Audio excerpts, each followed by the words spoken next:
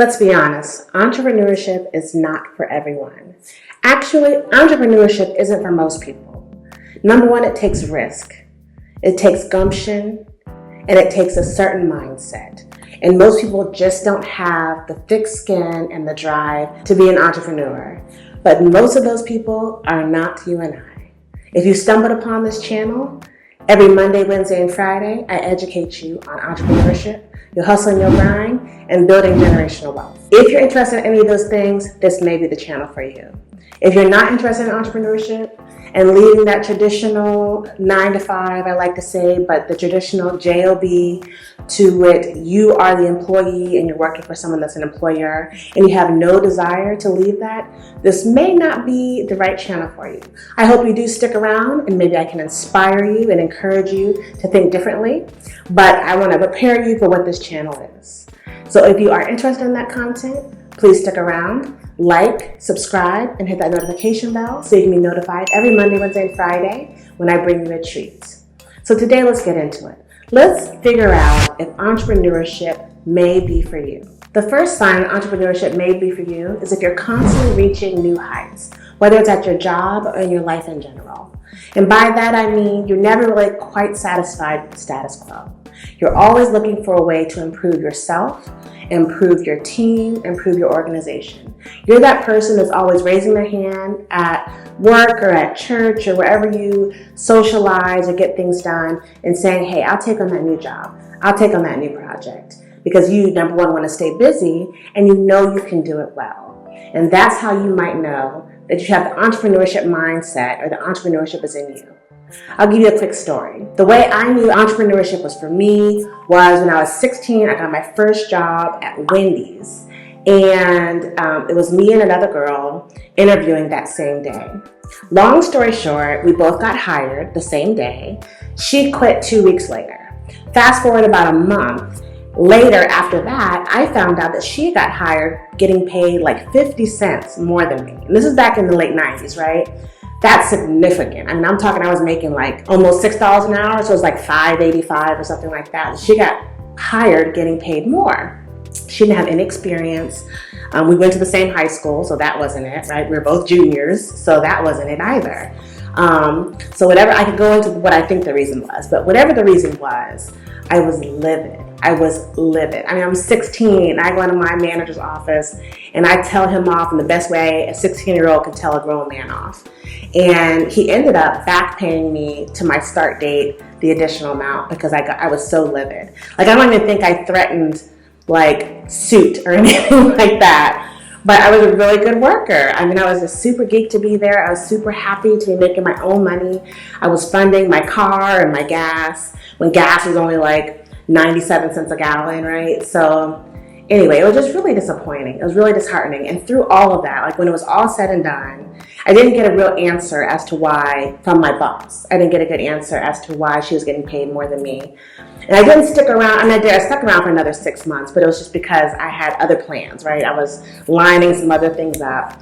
But I knew at that moment, I wasn't going to let anyone have that kind of control over me to where I've given them all the power on how much I'm going to get paid, right? So that's when I knew entrepreneurship was for me.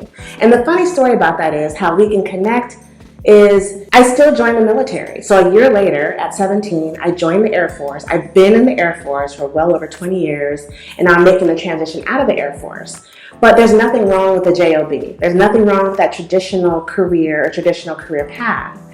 But I knew then, 20 plus years ago, that I wasn't going to continue on that path. And ever since, even when I joined the military, I've always been looking for entrepreneurial ventures to take on, to make money on the side, and where I can be my own boss. And another reason I joined the military is because I knew what the pay scale was. I knew how much Bob was getting paid, and Jane was getting paid, and how much Teddy was getting paid. There's no ambiguity. There's no subjectivity to it. It's black and white. You can Google how much I get paid if you want to. And there's no sneaky business, and then there's no subjection to it where someone can decide that she deserves more than me without any real cause. So it was very transparent. I love transparency. So sorry to give that segue, but that's when I knew entrepreneurship was for me. I want you to think and realize, if you're already an entrepreneur, when you knew entrepreneurship was for you. Why don't you leave a comment in the comments down below and let me know. Let's move on. The second way you know the entrepreneurship for you is you're part of a special group of people that like to not only identify a problem and solve that problem, but you create a solution for that problem. And what I mean by that is, so you're at work, you might get into a new organization, you might have been in your organization for a while, and you see that something's broken. You see that it either takes too long to do something, people have to jump through too many hoops to do it, there's too much bureaucracy involved, whatever the case may be. You've made that identification and you're like, this needs to change. So not only do you identify the problem and you tell your leadership, your manager, your first line supervisor, the CEO, whoever, you tell them about the problem and how you've decided to work around this problem. So not just that, but you take it even another step forward and you fix it. You offer a solution to your organization and then you make sure that that solution is implemented.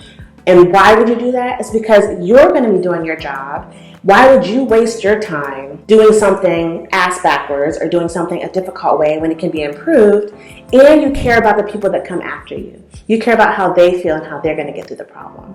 So that is a great sign that entrepreneurship is for you, because you're a problem solver. You are a solution maker, and that is a telltale sign of an entrepreneur. And the third and final way we're going to talk about today to know if entrepreneurship may be for you is you might be a natural born leader.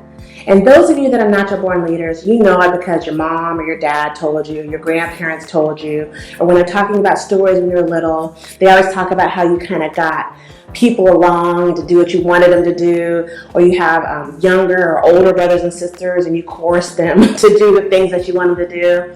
And that shows that you might be a natural born leader. A lot of us have these three characteristics of entrepreneurship. And these aren't the only three. They're just the three I'm talking about today. But as you've gotten older, so you had that when you were young. You might have had that when you were in grade school or middle school. But if you notice the way that we're kind of inculcated into society to believe something that may not be true.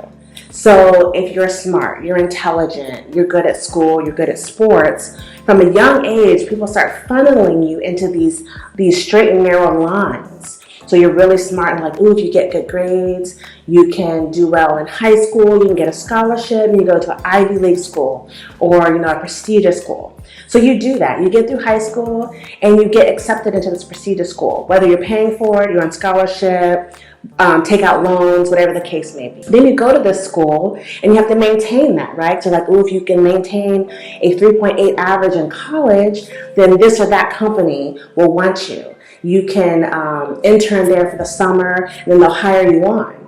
And all of these things are just lining you up to be an employee. I mean, think about it. Even if you're like a star basketball player, star football player, and you get a scholarship to go to school, go to college, and then you get accepted into the league. I mean, you're still an employee, right? You're a well-paid employee, and a lot of people are well-paid employees, but it's still not yours. You don't have that full control over what happens to you. You still have to listen to your boss or listen to your coach or follow the rules, and you're expendable. You get hurt and you're a player, chances are you won't be playing very long. If your company gets into some hot water financially or regulatory mess, and they have to cut people, you're cuttable. They're going to cut you. There's nobody that can't be dispensed in a traditional work, right? And I'm not saying when you're an entrepreneur, things happen and they don't work out and your company, I won't say fails, but doesn't do well. But that's okay because you have the characteristics and you have the drive and the risk taking and the gumption to try something new the next time. And you can always be an entrepreneur. You may not always be a basketball player or always be a football player or always be the smartest kid in the room, right? So sometimes we're just sent on this path that's like a train going 80 miles an hour. And you can't get off the train without jumping and hurting yourself, right? And I think that's all a mentality. You can get off the train. The train isn't going 80 miles an hour. In your mind, you feel like it's going 80 miles an hour. And the train is really going like 5 miles an hour, and you can jump off and you will not hurt yourself.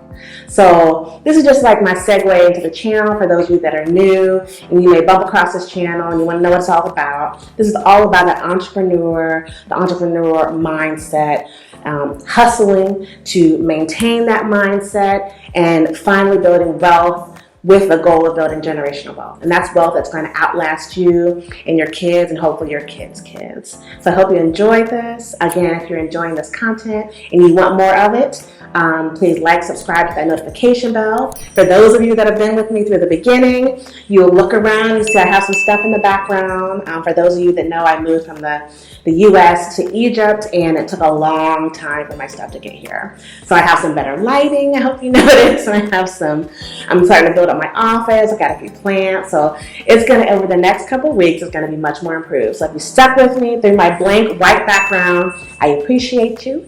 Stick around. It's only going to get better. Invest in yourself just 1% a day and reach your exponential greatness. This is a very you-centric channel. So I want you to be the best you, the best entrepreneur you can be, and have phenomenal results at the end of the year. This is the Real Teddy Talks, signing off.